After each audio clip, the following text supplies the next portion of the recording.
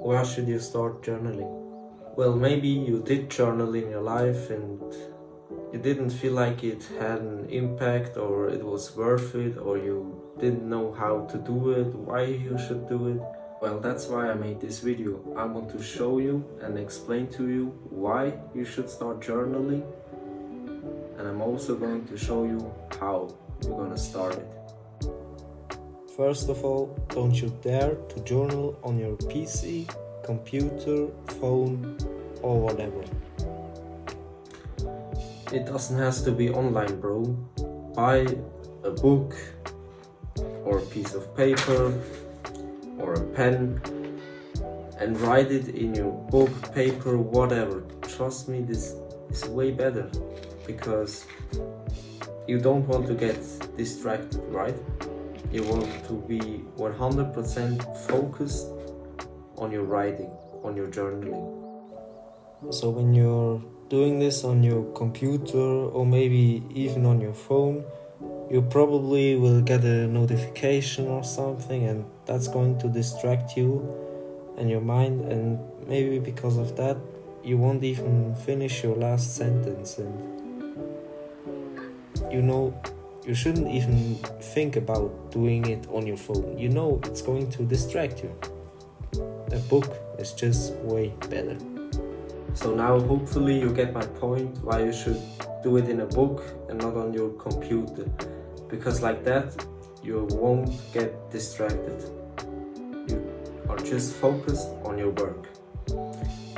I try to use books for everything I can, especially for school. We now have laptops in our school and everyone writes it on his laptops, but I always get distracted from that. So I still use paper and do my work on paper, and it is just so much better for me.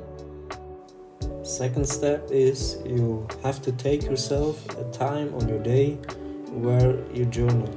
Plan it, write a to-do list or make an entry in your calendar. Just make a time on your day.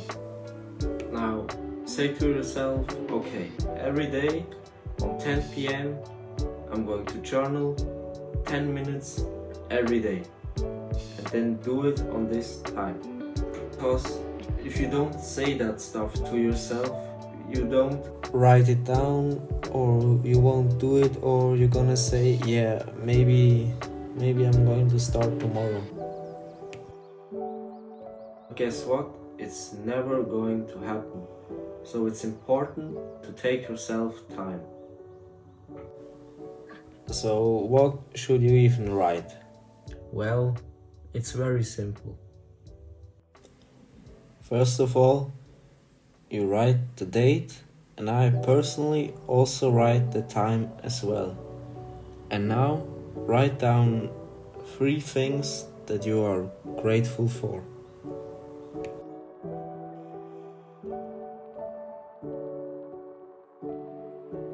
I am grateful for my new haircut, I am grateful for my bicycle, and I'm even grateful for my scented candles. Writing down what you're grateful for helps to stay positive in your mind and shows you that there are lots of good things, also some small things you normally wouldn't even notice. But please, don't write the same thing over and over and over and over. You ain't Bart Simpson who has to do a punishment for school, right? Look, for example, I'm grateful that my mother cooks for me every single day. And sometimes I write it multiple times in my journal. So today I'm grateful that my mother cooked for me. 3 days later, today I'm really grateful that my mother cooked for me. It tasted really good.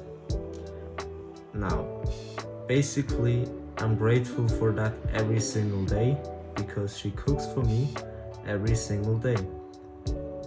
And that's good. I am grateful for that. But when I journal, I try to write down things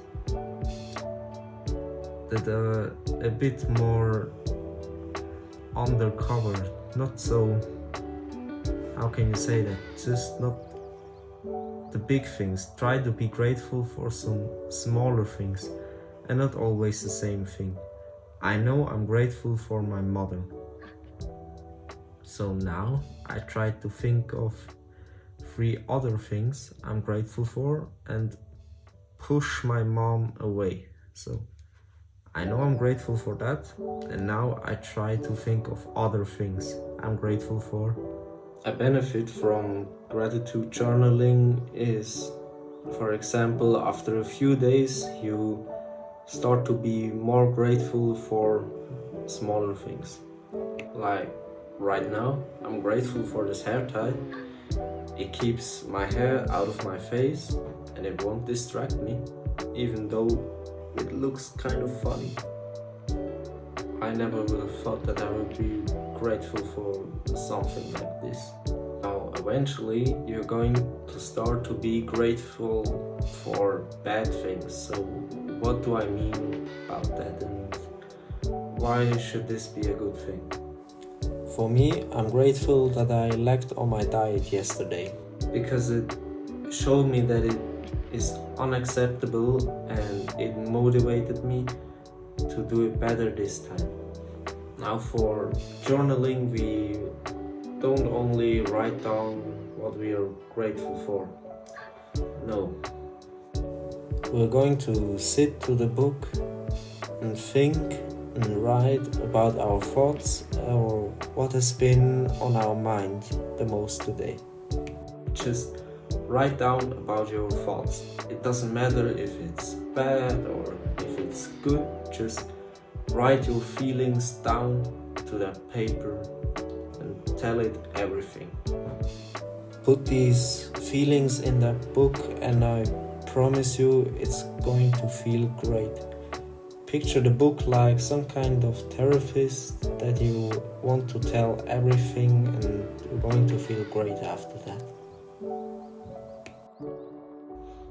And don't write it for the reader, write it for the writer. Make it for you. Write the words that are in your mind and don't think about how it would sound the best if someone's going to read it. Just write it for you. It's just for you, for the moment, your feelings. Now, one last very important tip from me is you have to keep your journaling book somewhere where you're going to see it every day.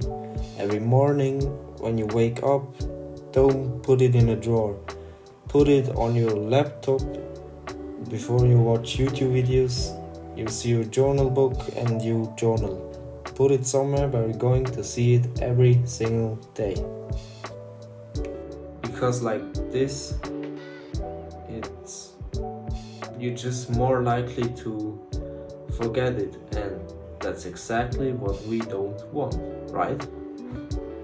If you keep your journal book on your laptop like this, before you go on your laptop or whatever, you see your journal book, and maybe if you're disciplined enough, you're going to write down your journaling before you open your laptop or take your phone or your PlayStation or whatever. Goodbye everyone.